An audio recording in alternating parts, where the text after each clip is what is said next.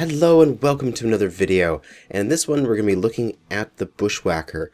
I've had a little bit of time to play with them, some schoolwork and such has been getting in the way, but it's time for mechs now, and we're going to look at the Bushwhacker, some of the builds that have come up for the different variants, and talk about its strengths and weaknesses.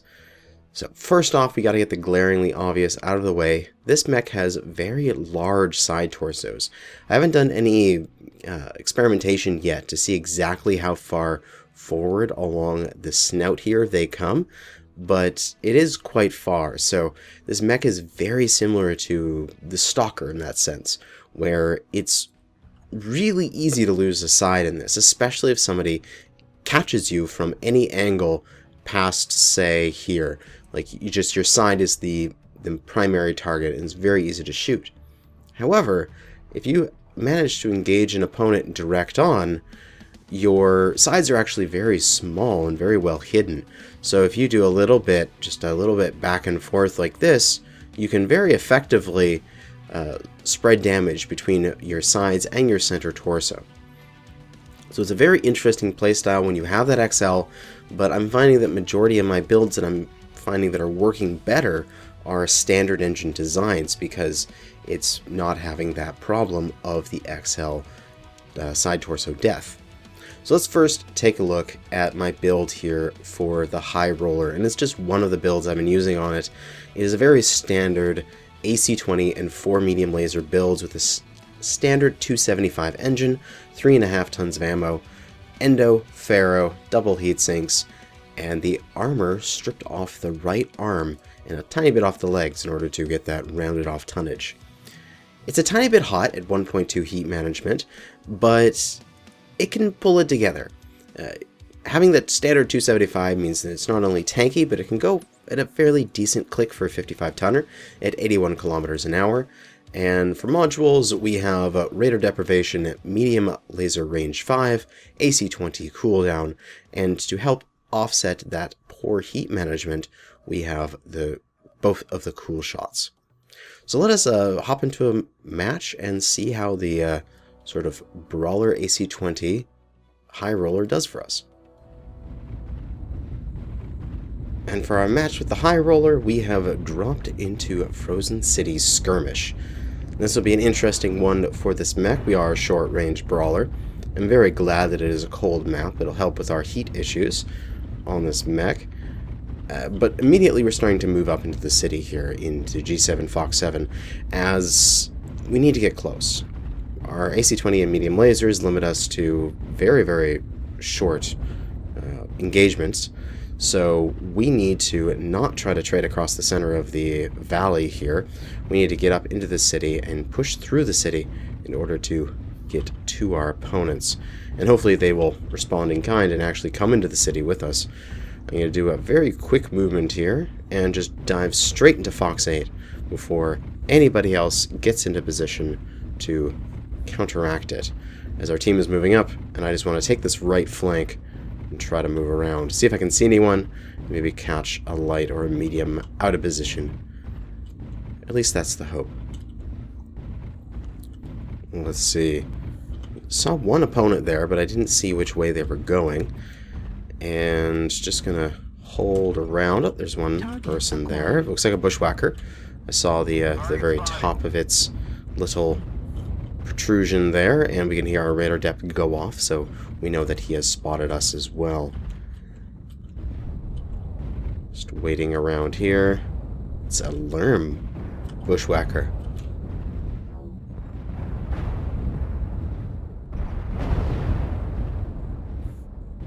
But he seems to be falling back. Where are the opponents here? We need them to get closer. That's what we want. And just that little bit of extra lead needed for that AC20. But we know they are in range at least, as there is an opponent just around that corner. Let's see if we can catch anyone else out here in the open. A little bit of range there for the medium lasers. Slightly out of range, although we do have a decent 324 meter range with all of the buffs that they receive from not only quirks, but the modules. Let's see. Let's cross one thing left here. we're not doing anything. We don't have the angles in that zone. Ooh, there's a ally in the way, so we put our shots into the hill there. We've got a timber right here, which we are spreading damage on, putting it all into our sort of right arm, right side. I do have the AC-20 mounted right side, as I didn't want to be completely asymmetrical, as I do find sometimes those builds are dismantled a little early because of losing a single side torso. But my right arm is sacrificial, so that is not a worry for me. But we will take the back of that Timberwolf out as he tried to get our Bushwhacker.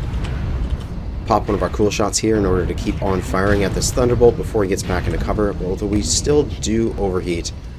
We are in relative safety though, and we still have armor. So we've overridden, and we're just going to hide here for a moment as we cool down. The enemies are hooking to our left here, which is okay with us because all of our weapons are majorly left-sided. But let us continue to push around their rears. If they're going to go this way, I'll go this way. There goes my sacrificial arm. Let's continue moving. Run down this Marauder. Oh, who else do we got back here?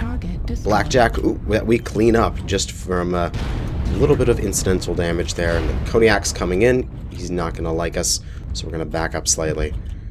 Wait here for a moment. Hopefully he engages with another of my allies. And we can go for this Nightshade. He is quite low, and oh! There goes that left torso. Alpha Strike from the Kodiak. Although thankfully, I'm not a completely one-sided build, and I still have my 20 that I can use to put some pain out. Which nets me a kill. Excellent. We got 10 more shots.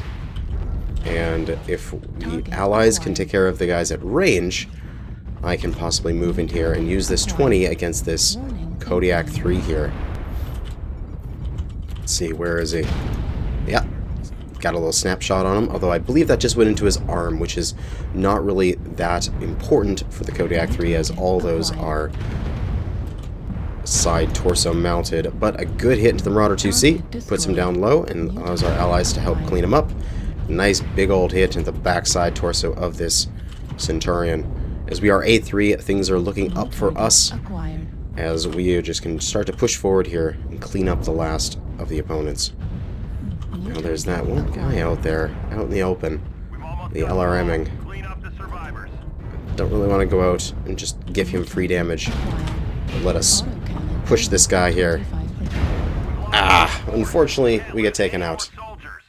But we did alright. We got 3 kills, 5 assists, 567 damage, and the enemy's coming back a little bit. They got us down to 7, but they just have two left. We got the Centurion there, who is quite weak, and looks like he'll go down here in just a moment. And then somebody else somewhere else in the map. I'm not sure where, though. Ah, it's the Bushwhacker out in the open there. So all that's left is the LRM Bushwhacker, which our guys should be taking out relatively shortly here. As our King Crab with the AC2s is wrecking. And he goes down to a side torso death. Good game to our opponents. And let us see what the post-game stats are like.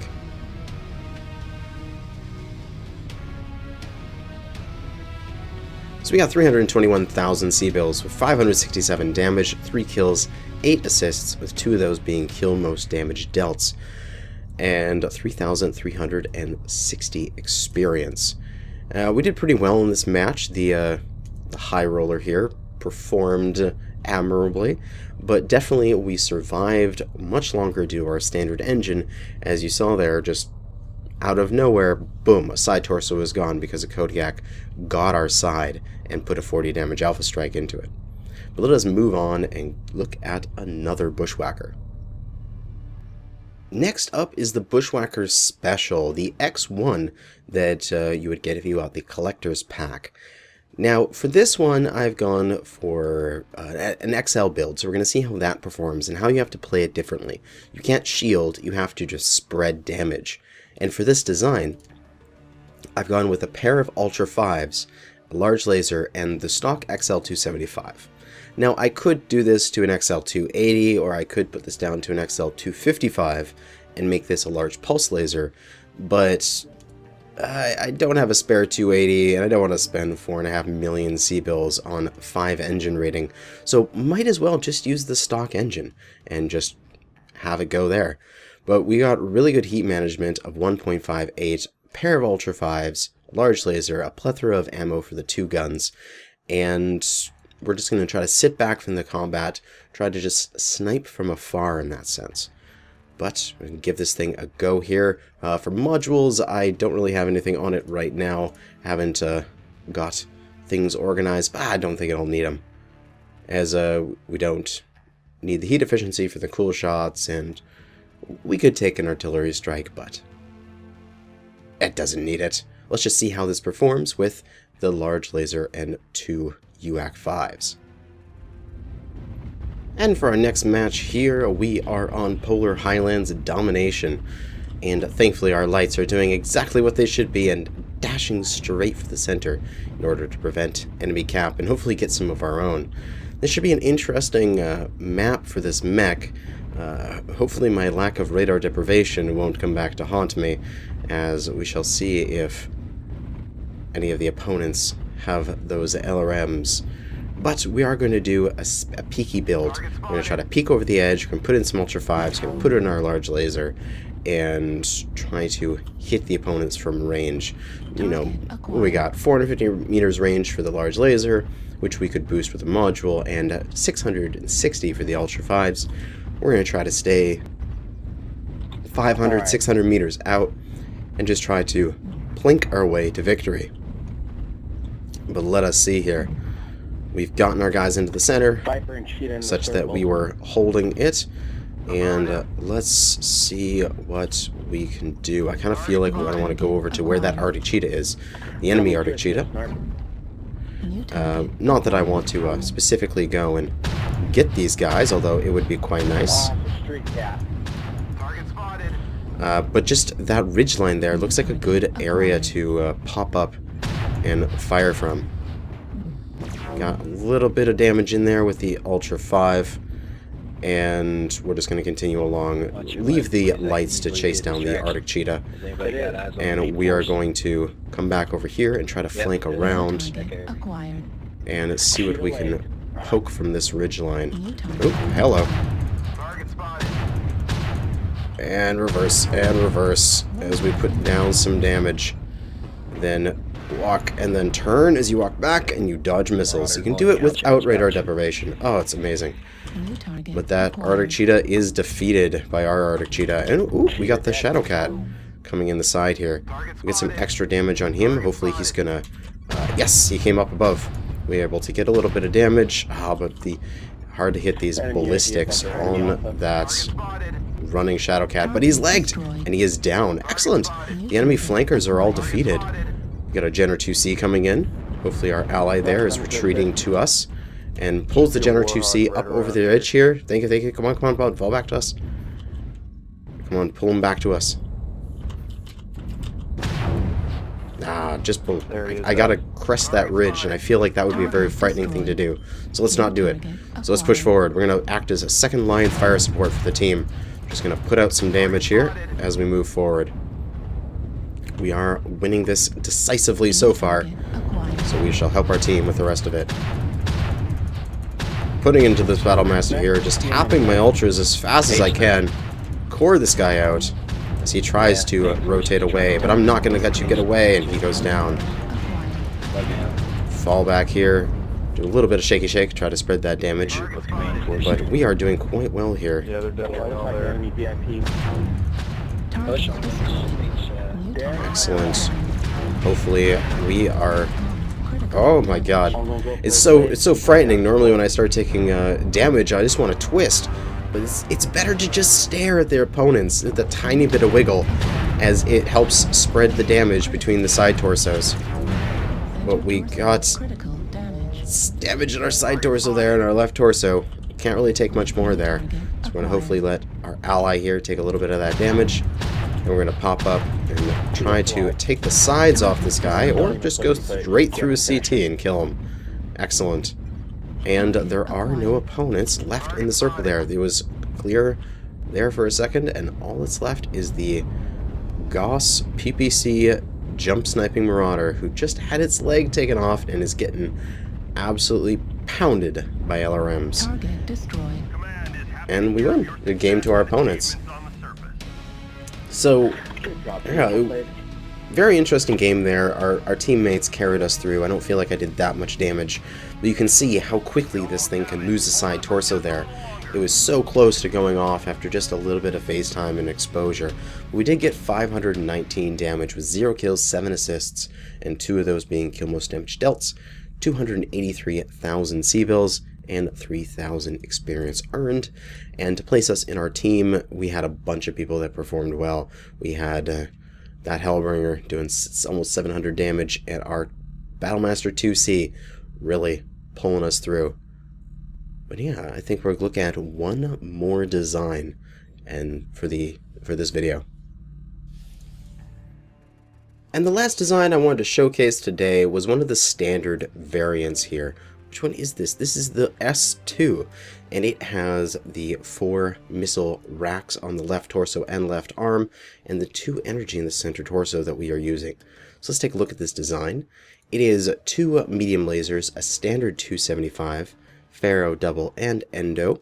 We have 4.5, 5.5, there's one right there hiding away from me. Tons of ammo with 4 SRM-6s. Now these are non-Artemis SRM-6s. I feel that IS SRMs have enough of a clustering, enough of that you don't really need Artemis sometimes.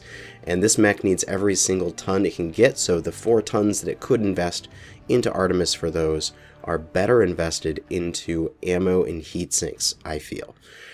But this mech is a tanky one as well, because it has that standard engine, so we're going to be able to completely dead side with our right and try to get up to our opponents and put in that hard-hitting quadruple SRM-6 launch. But yeah, let's see how this mech works in the games. And again, I haven't put any modules in this thing yet. Well, yeah, let's see how this thing goes, and I hope for a map like Mining Collective, where I can brawl effectively. And for our last match of this video, it seems that the brawling gods have smiled upon me as they put me on a fairly decent brawly map, River City. We are Assault here. So, the team has come up with the idea, let's go to Upper City and hold. Alright, I'm fine with that. Might get a little bit boring through half of the video, but we shall see what happens. Oh, here we go. A Stormcrow. Is he pushing, or is he just holding Echo 6? It is unknown, but we are going to move up into Echo 5 here, as it is where all of our heavies and assaults are going. And I want to be where my heavies and assaults are. They are the cornerstone of the team. They will be the ones that are kicking all of the ass while I try to sneak around and get some good hits in. But yes, there are opponents coming over here. Let us get into position to welcome them to our humble abode. As it looks like they put up a UAV, but our guys are on it. They're taking it down immediately. That is excellent. Alright. They seem to have retreated back. And that is a Streak 2 Oxide. That is a very interesting combination. Now, they did increase the DPS of IS Streak 2s because of the lack of Streak 6s and 4s at this current time, which I hope that they rectify with the 3060 tech. But, yeah, that's might be an interesting DPS mech in that sense, because it just, those dudes put out just so much DPS. It probably has a fairly large engine and plenty of tonnage for ammunition. There's very little I can do right now except wait. So while we're doing this and waiting for the opponents to make a move here, or for our team to make a move, yeah, I think the Bushwhacker is in a interesting location, an interesting place. Not really a location, but an interesting space between the mechs where maybe some of the designs you could come up with a pretty decent sort of tier 2 tier 3 design for them, but I do see them as majorly middle of the road compared to other IS 55-ton mediums. It really is just a hitbox issue. I'd much rather have a taller mech that is more humanoid shaped and easier to XL in, such as the Shadowhawk or the Griffin, than the very, very slanted back Bushwhacker here. Because you got big old butt and big old little back there that's sticking up. We need to just wait for our allies, and yes, we picked up a kill, which means that if it comes down to it, we're gonna win based on kills at the end of it. All we have to do is have all our allies trade correctly and not to die in any silly way. We do have a couple lights there that are... That's not a light, that's a jester that's flanking around the side there. Oh, might be interesting. Now, this is maybe a problem. Maybe those guys get outflanked here and get destroyed by the entirety of the opposing team, but they could clean up this Stormcrow quite easily.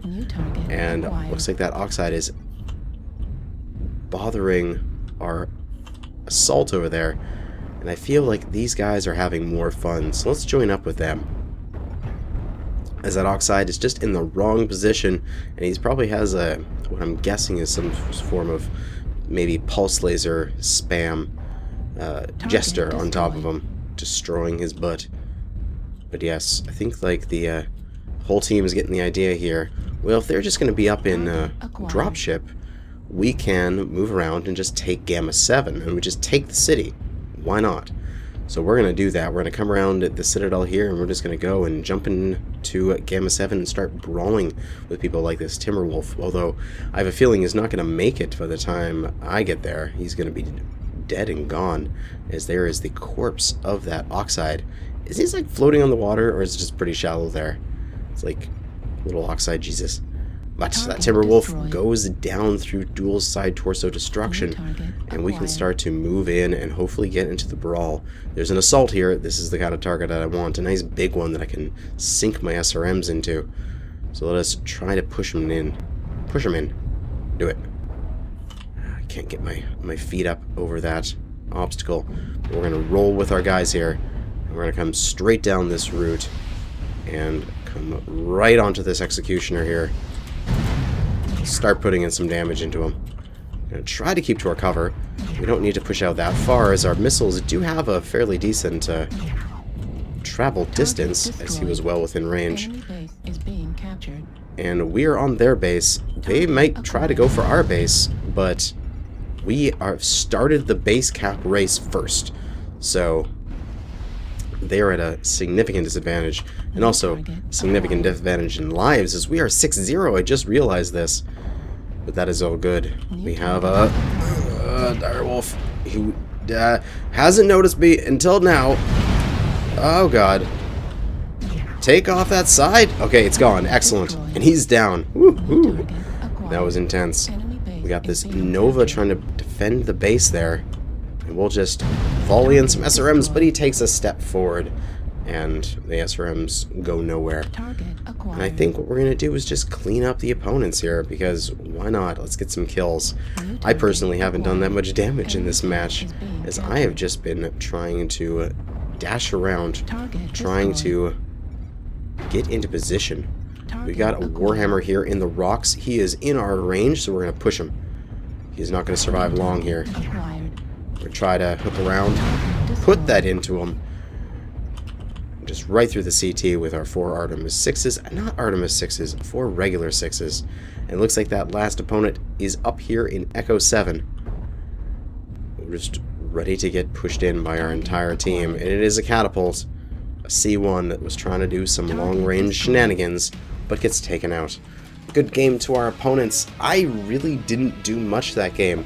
I was in a brawler setup, and I maybe should have gone off to that right flank earlier. It would have been there helping that Jester take out the Stormcrow and Oxide, but we did get a little bit of damage, 330 points, with a killing blow, 2 assists, and one of them being a kill most damage dealt, 170,000 C-bills, and 1,800 experience, and compared to the rest of our team, we were middle of the pack, which is perfectly fine for that performance. But that is going to be it for this video. My Bushwhacker thoughts and a few builds that you might want to check out. Thanks for watching, and good hunting.